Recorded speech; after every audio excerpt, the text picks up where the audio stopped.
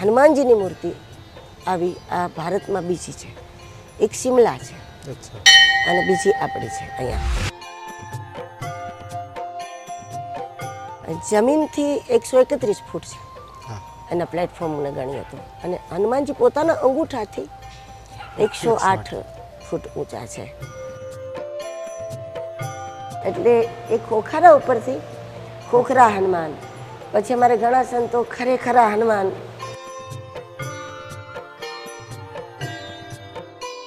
સેવાથી તન શુદ્ધ થઈ જાય, સાધનાથી અંતર્મન શુદ્ધ થઈ જાય, અને સાધના પછીનો ક્રમ અમારો પરમાર્થ આવે.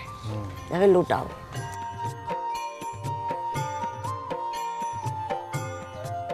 અને ગુરુ મહારાજની કૃપા થઈ જાય તો કણ કણમાં તમને દેવત્વ દેખાવાનો. નહીતર એક દેવમાં શંકા કરવાના કે શું આ છે હકીકતમાં, અને એ જો આંખ આપે, દ્રષ્ટિ આપે તો કણ કણમાં દેવતા દેખાવાના. એમની ભાવના હતી કે આ રીતે શિવાલય હોય કે ઉતરીને જવાનું શિવ સુધી. સદગુરુ સંસ્કૃત મહાવિદ્યાલય છે, એટલે એમાં સંસ્કૃતનો કોર્સ ભણવાનો આવે, એના સિલેબસ હોય 9, 10, 11, 12 આપણે કહીએ. અને 24 કલાક અહીંયા માનસના પાઠ ચાલે છે હનુમાનજી સામે. ઋષિ કુમાર બેઠા છે. 24 માનસના પાઠ થાય છે. રામચરિત માનસ હનુમાનજીને, એટલે અમારે અહીંયા રોજ રામ જન્મ થાય છે.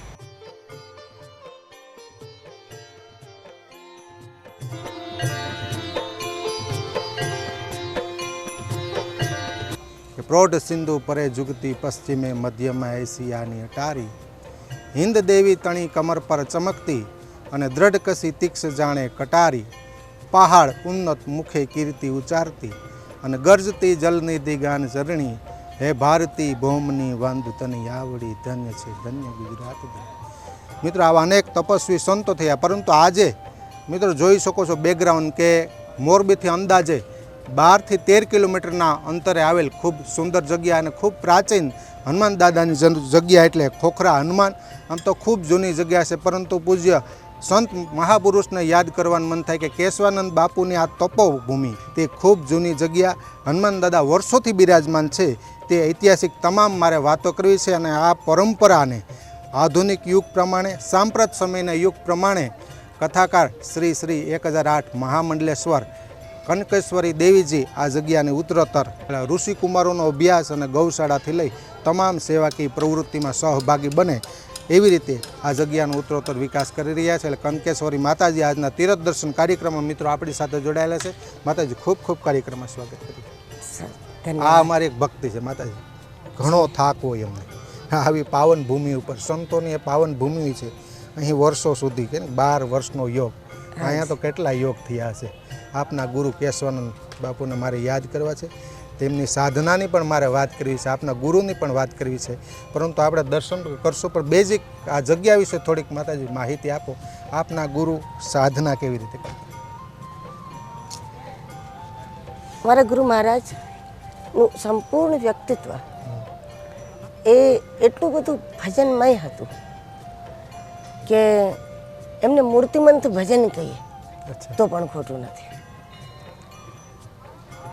એ જે સ્થાનમાં બેસી જાય એ સ્થાનમાં કદાચ જે માણસમાં આસ્થા ન હોય એ માણસમાં પણ આસ્તિકતા એમના ઓરામાં આવે, એમને પણ ભજન ભાવતું થઈ જાય. એટલે એ ભજનના જ મહાપુરુષ હતા, અવધૂત હતા. એમને સમજતા આપણને વાર લાગે.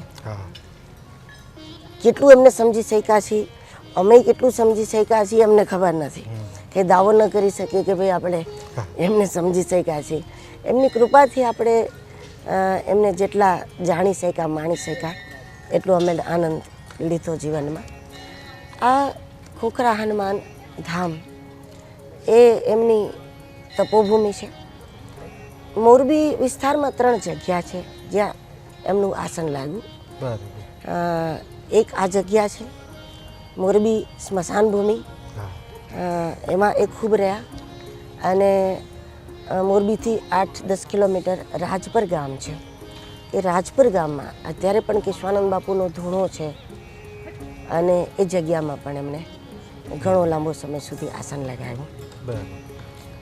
એમણે મને જે રીતે વાત કરેલી એ મુજબ આ જગ્યા ગિરનાર છોડી અને આ તરફ આવવાનું એમનું કારણ હતી.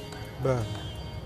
નહીતર એમને વર્ષો ગિરનારમાં વિતાવ્યા, લગભગ 60-65થી વધારે વર્ષો એમને ગિરનારમાં વિતાવ્યા. અચ્છા. ઝાડ ઉપર રહેતા, કઈ કઈ જગ્યાએ ઝાડ ઉપર સૂતા, એ જગ્યાઓમાં પણ અમને લઈ ગયેલા. અમે ઘણી જગ્યાએ એવા દર્શન કર્યા. તો આ તરફ આવવાનું ગિરનાર છોડીને કોઈ આવે એ પણ એક આશ્ચર્ય હતું. પણ એવું કહેતા કે મને આ ભૂમિનો સંકેત હતો આવવા માટે. અને અહીંયા એ પધાર્યા ત્યારે પણ હનુમાનજી હતા જ, એ કોટલા ઉપર હનુમાનજી હતા. અને અહીંયા એમણે સાધના કરી, બીજી જગ્યાઓમાં પણ કરી હશે. મોરબીમાં તો ઘણું જ રહ્યા, રાજપરમાં રહ્યા, પણ એમને સાધના કરતાં કદાચ કોઈ જગ્યામાં કોઈ નહીં જોયા હોય. અહીંયા એમણે એમ કીધું કે મેં એક પગે ઊભા રહીને હનુમાનજીની સામે મેં તપસ્યા કરી. અને દરેક વાતમાં એવું કહેતા કે ભાઈ હુકમ, મને હુકમ હશે તો, કોઈ બી વાતમાં એકદમ હા કે ના નહીં, મને હુકમ હશે તો એ હુકમની જગ્યા અમે એવું માનતા કે આ છે. અને એવું કહેતા પણ કે આ મારું પાવર હાઉસ છે, મારું પાવર હાઉસ છે એવું પણ કહેતા. એટલે અહીંયા એમની ખૂબ આસ્થા હતી અને અહીંયા એમણે ખૂબ સાધના કરી. સાધના પછી એમને એવો સંકેત થયો કે હવે સાધના એટલે કમાણી, કમાણી કરી લીધી, ભજનનો બેલેન્સ. હા, તો જ્યારે કમાણી કરી લે પછી કોઈ પણ મહાપુરુષ ભરપૂર પરમાર્થમાં લાગી જાય.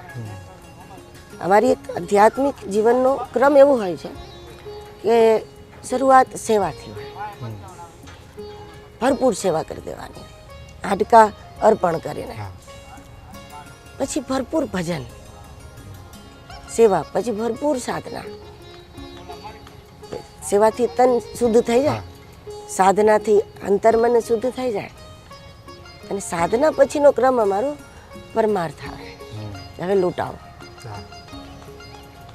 તો અહીંથી પછી એ મોરબી તરફ ગયા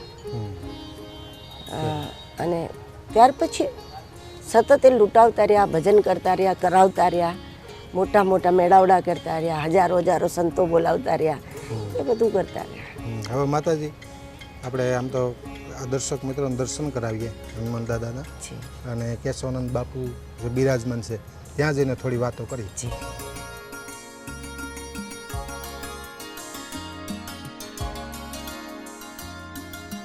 કે આપણી પરંપરા છે કે ગુરુ વગર તો તમે કોઈ દેવતાને, એક પણ દેવતા નહીં ઓળખી શકો. અને ગુરુ મહારાજની કૃપા થઈ જાય તો કણ કણમાં તમને દેવત્વ દેખાવાનો.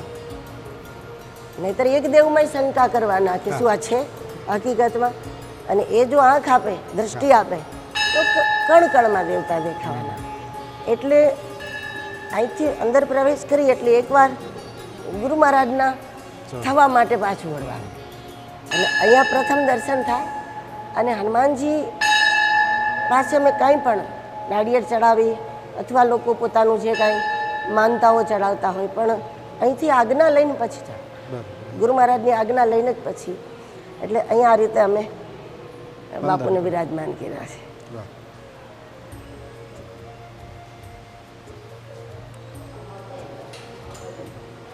બાળ સ્વરૂપ છે અમારા હનુમાનજી. ગુરુ મહારાજ એવું કહેતા હતા કે વર્ષથી 1.5 વર્ષનું બાળક આપણા હનુમાનજી છે. એટલે જ્યારે હું શિંગાર કરતી, અહીંયા અમે મોરબીથી આવતા શિંગાર કરતા, હું કરું, અમારા ગુરુબેન જે મોરબી છે કલ્યાણાનંદજી માતાજી, એટલે ટૂંકમાં શિંગાર અમે જ કરતા હનુમાનજીના નાના બાળ સ્વરૂપમાં. તો ગુરુ મહારાજ એવું કહેતા કે હનુમાનજીને મૂછો નહીં બનાવવાની, મોટી મોટી આંખો નહીં બનાવવાની, કે આપણા હનુમાનજી બાળક છે. તો હું એવું પૂછતી કે દીકરીઓ તો હનુમાનજીને હાથ ન લગાવે, બધા એમ કહે કે ભાઈ બહેનોથી હનુમાનજીની સેવા ન થાય ને હાથ ન લગાવાય.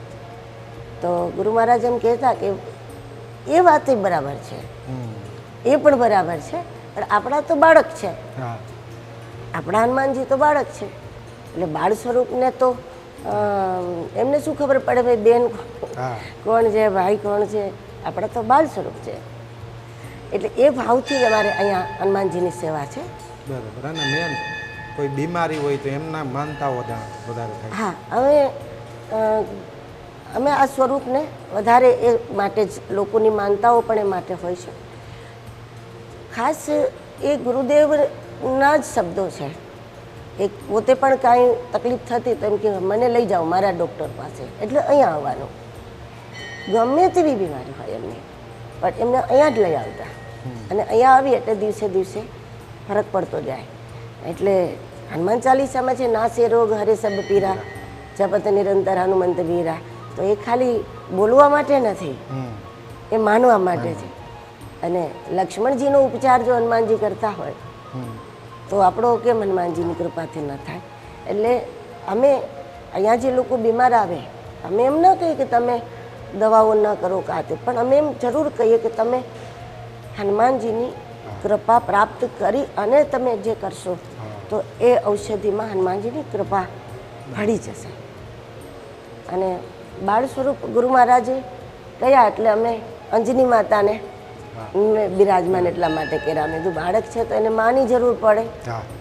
અને હાલમાં અહીંયા જે જ્યોત છે, આ જ્યોત અમે જ્યારે આ મંદિરનો જીર્ણોદ્ધાર કર્યો એ વખતે સંતરામ મંદિર જ્યોતનું જ મંદિર છે નડિયાદ, એટલે ત્યાંથી જ્યોત અમે પધરાવી. જ્યોત તો ગુરુ મહારાજના સમયથી આમ તો થતી જ હતી, પછી ક્યારે સચવાતી, મોટે ભાગે તો સચવાતી, પણ આ મંદિરનું નિર્માણ થયું ત્યારે મારી એવી ભાવના હતી કે જ્યોતના મંદિરથી જ્યોત લાવીએ, તો સંતરામ મંદિરથી અહીંયા જ્યોત બિરાજમાન કરેલી. એટલે અમારી અહીંની એક વિશેષતા એ છે કે અહીંયા હનુમાનજીને રામદૂતને નથી માનતા, અમે રામસૂત કહીએ છીએ. આ બાળકો સાંજે બોલશે હમણાં આરતી સમય તો શ્રી સીતારામ સૂત બાળ સ્વરૂપ ખોખરા હનુમાનજી મહારાજ કી જય, એ રીતે. અને એ સમયે અંજની માતાની અને સંતરામ મહારાજની જય અહીંયા સવાર સાંજ આ જ્યોતના હિસાબે અમે. અને માતાજી વચ્ચે ખોખરા હનુમાન નામ જે પાડ્યું, નામનો કોઈ મહિમા આગળ થઈ જતું કે આપના ગુરુ મહારાજે? ના, અહીંયા ગુરુ મહારાજ એવું કહેતા હતા કે ખોખરા હનુમાન શબ્દ એવી રીતે પડી ગયો કે આમ જે સ્વરૂપ છે એ તો એક ઓટલા ઉપર હતું, એટલે કોઈ સમયે કોઈ ચોર આવેલા, એ લોકોને એમ થયું કે આની નીચે માયા છે ને માયાની નિશાની છે, આ કોઈ દેવતા નથી. બરાબર. નીચે કંઈ ધન કોઈ દાટેલું છે અને એની નિશાની છે. બરાબર. કારણ કે આ જે વિગ્રહ છે આ સ્વરૂપ તો અમે આપ્યું છે. આમ જોતા આવું આ પથ્થરની અંદર આ પ્રકારનો આકાર નહોતો, સ્વરૂપ જાગતું હતું એકદમ, પણ જલ્દી કોઈને ખ્યાલ ના આવે કે ભાઈ આ હનુમાનજી છે. તો ચોરને થયું કે નિશાની છે, નીચે ધન હોવું જોઈએ, તો એ લોકો જ્યાં ઉપાડવા જાય, ડગાવવા જાય, ત્યાં કોઈના ખોખારાનો અવાજ આવતો હતો. એ લોકો ડરી જતા હતા કે આટલામાં કોઈ છે. વળી જોવે તો કોઈ હોય નહીં, વળી પાછા જ્યાં કરવા જાય ત્યાં પાછા ખોખારાનો અવાજ આવે. એટલે અંતે એ ડગાવી ન શક્યા હનુમાનજીને, અને ખોખારામાં જ એમની આખી રાત સાંભળવામાં જ નીકળી ગઈ કે આ ખોખારો કોનો છે, અને એ લોકો ભાગ્યા. એટલે એ ખોખારા ઉપરથી ખોખરા હનુમાન, પછી અમારે ઘણા સંતો ખરેખરા હનુમાન ખરેખરા કહે છે. આ ખોખરાનો મતલબ ગુરુ મહારાજ આ કહેતા ખરેખર આબેહૂબ. આગળ તમે પરમાર્થની વાત કરી, પૂરું લગાવી દીધું. એવા એક ભક્તિનો પ્રકાર નવધા ભક્તિમાં પણ આનો ઉલ્લેખ છે, કથામાં વાત કરતા. તો આમ કાળિયા ઠાકર દ્વારકાધીશની પણ વાત કરશું, પણ તે પહેલાં વચ્ચે આ સંપૂર્ણ કીધું ને કે 7 વર્ષમાં સમગ્ર ડેવલપિંગ. પ્રથમ એક નાની જગ્યા એક મડોલી ગઈ, એમાંથી જેમ પરમાર્થને કારણે લોકોના હિત માટે વિશાળ મંદિર બનાવ્યું. તો મંદિર કેટલા વર્ષો પહેલાં બનાવેલું અને હજી કામ ચાલુ છે કે? અને કાળિયા ઠાકરની વાત કરતી. હા, મંદિર નો જીર્ણોદ્ધાર કર્યો. મંદિર બહુ નાનું હતું બારે, એટલે આ મંદિર આખું હનુમાનજી પ્રસન્ન થાય કે દેવતા એ તો ખબર નહીં, પણ આ સ્થાનમાં આવું બને તો ગુરુ મહારાજ પ્રસન્ન થાય. હા એ ભાવથી આ મંદિરનું નિર્માણ પથ્થરમાં છે. મંદિર ધાંગધ્રા પથ્થરમાં આ મંદિરનું નિર્માણ કર્યું.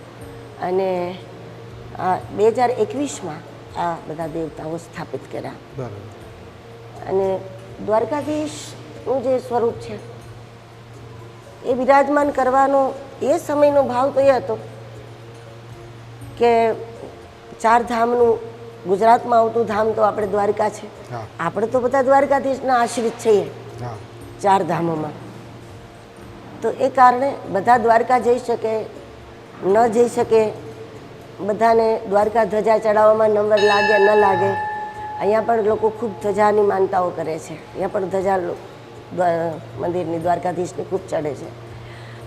એ ભાવ હતો અને દ્વારકાધીશને બિરાજમાન કર્યા. પણ પછી ખ્યાલ આવ્યો સ્થાપનાના થોડા દિવસ પછી કે આ મંદિરની પાછળ જે ખેતર છે, પાછળની સામે સાઈડ, આજથી 30 વર્ષ પહેલાં એ જમીનમાંથી દ્વારકાધીશની મૂર્તિ નીકળી હતી. બરાબર. આજે જ અમે મૂર્તિ લઈને મહારાજશ્રીને દર્શન કરાવવા ગયા હતા. અમે નવીનભાઈના હાથથી જ નીકળેલી, જે હમણાં ફળિયામાં ઊભા હતા ભાઈ, એમના હાથે જ નીકળેલી. એમના બેનનું ખેતર અને ખુદ કામ કરતા હતા. બરાબર. અને ત્યારે એ મૂર્તિ એને પ્રાપ્ત થયેલી. હજુ એના ઘરમાં એ લોકો એ સ્વરૂપને પૂજે છે, લગભગ 1.5 ફૂટ જેવી. એટલે પછી એવું લાગ્યું કે નહીં, અહીંયા હતા એટલા માટે જ આપણને આ ભાવના થઈ સ્થાપનાની. દ્વારિકામાં લગભગ 3 કિલોમીટર રૂક્ષ્મણીજી દૂર છે. હા અને અમે આટલા અંતરે હા રૂક્ષ્મણીજીને બિરાજમાન કર્યા છે. ગાયત્રી માતા અમારા અખાડાની દેવી છે. અમારા સંન્યાસ 10 નામના જે અખાડા છે એમાં અમારો અખાડો પંચ અગ્નિ અખાડો છે. પંચઅગ્નિ અખાડો. અમારી અખાડાની દેવી ગાયત્રી છે. દરેક દેવતાના અખાડાના પોતાના અલગ અલગ અલગ દેવતા હોય છે. એમાં અમારી ગાયત્રી છે.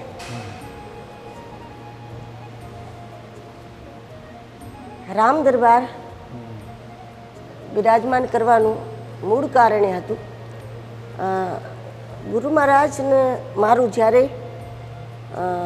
બીજી વખત અમે મળ્યા, પ્રથમ દર્શન પછી અહીં રાજપરમાં, એ વખતે તો એ વખતે ગુરુ મહારાજે મને એક આવડું નાનું સ્વરૂપ આપેલું. એમાં આ જ સ્વરૂપો હતા. રામ દરબાર હતો. મને એવી એ સમયની ભાવના હતી કે મારે એકાંતમાં જાઉં, કોઈ ગુફા જેવું મળી જાય કે કોઈ જંગલ મળી જાય કે એવા કોઈ જગ્યામાં જઈને ખૂબ ભજન કરવું, સાધના કરવી. આ કોઈ ઉદ્દેશ નહોતો મારો કે હું કોઈ મોટું મંદિર કરવું અથવા કથા ક્ષેત્રમાં જાઉં કે એવું કંઈ નહોતું. પણ એક જ ભાવ હતો કે મારે ભજન કરવું અને આત્મ સાક્ષાત્કાર, કે જે કંઈ આપણે એ ઉંમરમાં બીજી ના ખબર હોય પણ ભગવાન મેળવવા જેવી એક વાત. તો એ વખતે એ વિચારો મારા અંદર હાવી હતા કે મોકો મળી જાય તો કદાચ હું કોઈને ખબર વગર નીકળી જાઉં, કે એટલું બધું હાવી હતું એ સમયે કે હું એકાંતમાં જઈને ભગવાનને પ્રાપ્ત કરું, એવી શિવ ઉપાસના હતી. તો બીજી વખત જ્યારે મારે જવાનું થયું તો એ વખતે ગુરુ મહારાજે મને આ સ્વરૂપ આટલા નાના ઓલામાં આપ્યું, પંચધાતુમાં મારા હાથમાં. એક રુદ્રાક્ષની માળા પહેરાવી ને એક તુલસીની માળા પહેરાવી. એટલે મેં એ હરિહર અહીંયા જોડવા એ શબ્દ. અને એ રાજા રામ હતા મારા હાથમાં આપ્યું. અને સાથે એવું બોલ્યા કે રાજયોગ છે. એટલે જંગલમાં જાઉં કે એકાંતમાં જાઉં કે એ વિચારોમાંથી મને એમણે બહાર કાઢવાનો પ્રયત્ન એ રીતે કર્યો અને સંકેત એ કર્યો કે રાજયોગ છે. એટલે એવું બધું શક્ય નથી એમ. ત્યારે તો હું નહીં સમજેલી, પણ પછી વાત ધીરે ધીરે બેઠી કે હા સમાજમાં રહીને આપણે ભજન કરવાનું ને કામ કરવાનું બે વચ્ચે રહીને કરવાનું હા રાજયોગ છે. એટલે રાજારામ મને ગુરુ મહારાજે આપેલા.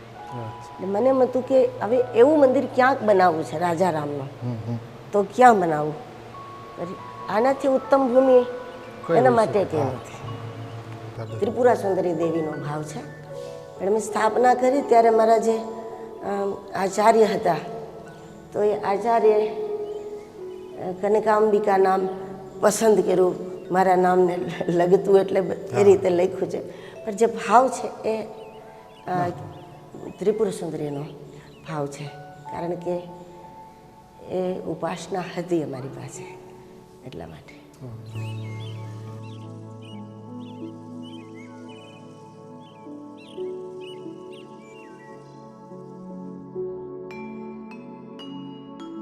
શિવાલય એવું બનાવું કે ઉતરીને શિવ સુધી જવું. હા એટલે અમે તો તોડીને ખાડો કર્યો, અહીંયા ઉતરવાનું કર્યું,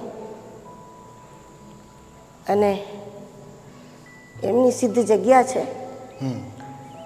અમારે આ જગ્યાને તપાવવા કંઈ જ કરવું પડ્યું નથી. ગુરુ મહારાજે આપણને તપાવેલી જગ્યા આપી છે. આપણે ખાલી ત્યાર પ્લેટફોર્મમાં આવી પ્લેટફોર્મ તૈયાર, ખાલી નેકી ટેકીથી રહીએ હા અને એની પવિત્રતાને ઓછી ન કરીએ, એટલું જ છે. ખાલી બધું એ કરીને આપેલું છે. એટલે આ એમની ભાવના હતી કે આ રીતે શિવાલય હોય કે ઉતરીને જવાનું શિવ સુધી. એટલે વાત મારા મગજમાં હતી, ક્યારેક હું બનાવીશ ત્યારે પગથિયા ઉતરીને શિવ સુધી જવાનું. અમે એ સમયે જે કંઈ બોલતા ત્યારે આપણી પાસે વ્યવસ્થા હતી કે નહોતી, કે જે પરિસ્થિતિ હતી, પણ એ બધું વસ્તુ નોટ હતી. ઋષિકુમારોનું અભ્યાસનું કામ, ગૌશાળા છે, બીજી અનેક સેવાકીય પ્રવૃત્તિ, પરમાર્થના કામ તમામ અહીં થોડીક સમજવા માટે, જો કોઈ સાધુ સંત પોતે જે પરમાર્થનું કામ કરે, પોતે બોલે તો સારું ન લાગે, સ્વાભાવિક, પરંતુ આ માધ્યમથી આ લોકોને ખ્યાલ આવે 5 વાતોને. એટલા માટે એક પ્રશ્ન કરું છું, આવી અહીં કઈ સેવા શરૂ થયેલી છે એ થોડી વાત કરો. એક તો આ તો ભૂમિ જે પરમાર્થની છે, હનુમાનજીની ભૂમિ એટલે રામ સેવાની. ગુરુ મહારાજને પરમાર્થ સિવાય કાંઈ હતું જ નહીં, હતું બધું લૂંટાવા માટે હતું. હા અને અમારો ઉછેર એમની પાસે થયો. 10 વર્ષની ઉંમરથી અમારો એમની પાસે ઉછેર થયો. એટલે એ ઘડતર જ એમનું એ પ્રકારનું છે કરેલું. અને બીજું કે અમે જ્યારે સંન્યાસ લઈએ તો સંન્યાસીને તો પછી પોતાના માટે હોય જ શું, હા પરમાર્થ. પછી તો એમનું એક એક શ્વાસ કે શરીર કે જે કંઈ છે એ ભોગવવા માટે હોતું જ નથી. એટલે એ તો સ્વાભાવિક છે. કોઈ વિચાર પણ ક્યારેય ના આવે કે આના આપણને ક્યાં કામ આવશે, આ કોને કામ આવશે. હરેક વસ્તુમાં અમે વિચાર્યા કોને કામ આવશે, આમ લોકો માટે. હા, સીધું એ જ જોવાનું હોય. એટલે અહીંયા એક તો ગૌશાળા છે, અહીંયા લગભગ 55 જેવી ગાયો, દેશી ગાયો, ગીર ગાયો અહીંયા છે. બીજા આશ્રમોમાં બધે થઈને લગભગ આપણે 450 જેવી ગાયો આપણે બધા આશ્રમોમાં થઈને થાય. અહીંયા આટલી ગાયો છે, 55-60 જેવી ગાયો અહીંયા છે. પછી એ વેદ વિદ્યાલય ચાલે છે, બ્રહ્મર્ષિ શ્રી કેશવાનંદ બાપુ વેદ વિદ્યાલય ચાલે છે. એટલે એમાં વેદ ભણે એટલે વિધિ શીખે, વિધિ વિધાન. બીજું સદગુરુ સંસ્કૃત મહાવિદ્યાલય છે, એટલે એમાં સંસ્કૃતનો કોર્સ ભણવાનો આવે, એના સિલેબસ હોય. 9, 10, 11, 12 આપણે કહીએ એ લોકો. એમાં પ્રથમમાં 1 અને 2, મધ્યમાં 1 અને 2, એ પછી આગળ સીધો કોલેજમાં જાય. એ અહીંયા ચાલે છે. બ્રાહ્મણ બાળકો છે એમાં, કારણ કે મોટે ભાગે એ વિદ્યા એમના માટે છે. સાધુ પરિવારના બાળકો પણ ભણે છે. ઘણી જગ્યાના લઘુ મહંત પણ અહીંયા ભણે છે. અચ્છા, ભાવિ લોકો. હા, ભાવિ મહંત છે એ પણ અહીંયા અભ્યાસ. એ પણ લગભગ એવા ઘણા તૈયાર થઈને 7, 8 ગયા ને હજી 4, 5 હશે જે ભાવિ મહંતો છે જગ્યાના. તો એના માટે પણ આ વિદ્યા છે. પછી વાત્સલ્ય વાટિકા છે અહીંયા, જે બાળકો કે કોઈને માતા પિતા નથી બંને, અથવા કોઈને પિતા નથી, અથવા કોઈને ઉછેરનાર નથી ઘરમાં, અથવા કોઈ જન્મેલું બાળક છે કે મૂકી દીધેલું છે, તો એ પ્રકારના બાળકો છે. તો એમ સદગુરુ વાત્સલ્ય વાટિકા બરાબર. એવું નામ આપેલું છે સંસ્થાને. એક અમારે અહીંયા ચાલે છે દિવ્યાંગ સેવા, શ્રી સદગુરુ કેશવાનંદ બાપુ દિવ્યાંગ સેવા સંસ્થાન. બરાબર. એ બાળકોને હમણાં અમે ઉત્સવમાં લાવવાના બંધ કર્યા હતા કે ધ્યાન ન રહે, કદાચ કોઈ ગાડીમાં બેસી જાય કે એ રીતે. એ બાળકો અહીંયા પણ 4-5 રહે છે. બાળકો છે ને મોટા છે, કોઈ પણ પ્રકારની દિવ્યાંગતા. સવારે એને લઈ આવીએ અને સાંજે છોડી જઈએ એના ઘરે, એટલે બાળક પણ થોડું માઇન્ડ ફ્રેશ થઈ જાય. એટલે મા બાપને પણ આખો દિવસ કાંઈ કામકાજ કરવું હોય તો એ આખો દિવસ અહીંયા આવે, એ દરમિયાન એમને પણ બધું પોતાનું બી કામ થઈ જાય. એટલે બાળક હોય કે મોટા હોય, કોઈ પણ પ્રકારની એની દિવ્યાંગતા છે શારીરિક, એ પણ અહીંયા નિવાસ કરે છે.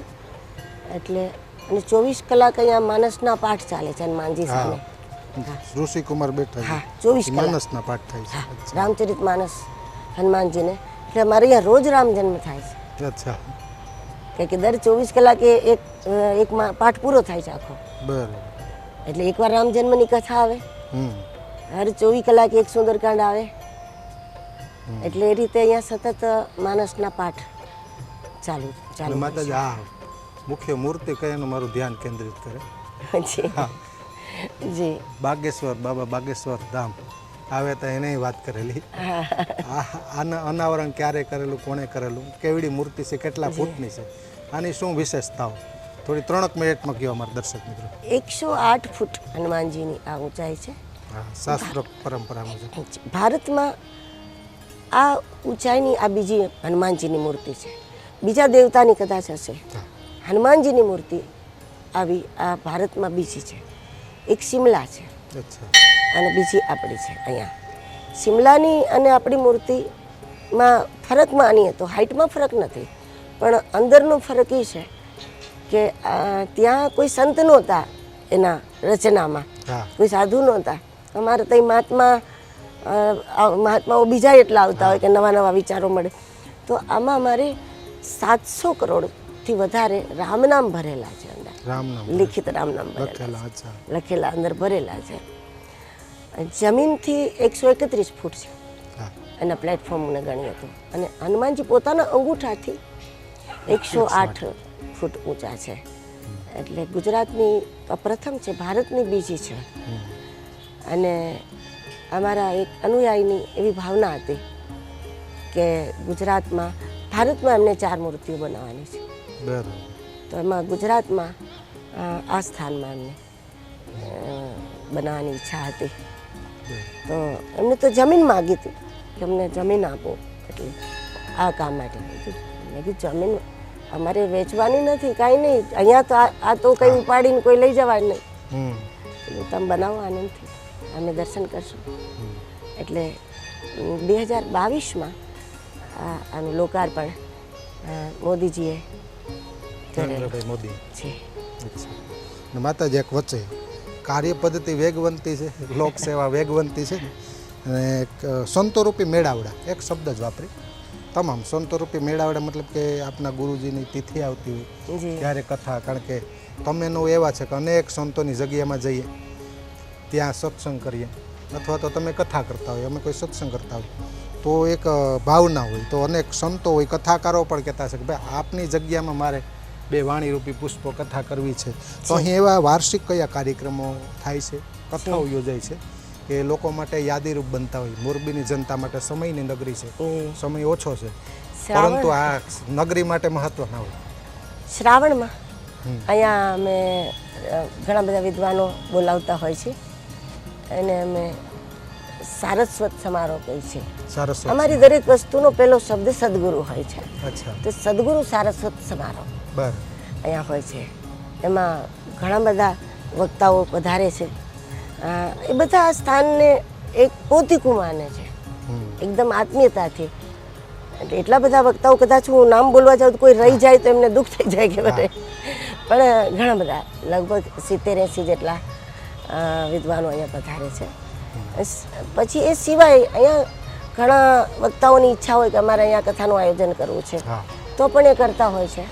અમે સુંદર મજાનો ડોમ બનાવી રાખેલો છે, જેને બી આયોજન કરવું હોય કરે. ભોજન તો અહીંયા ચાલુ જ હોય, એટલે જેટલા લોકો આવી જાય એ લોકો અહીં પ્રસાદ લે.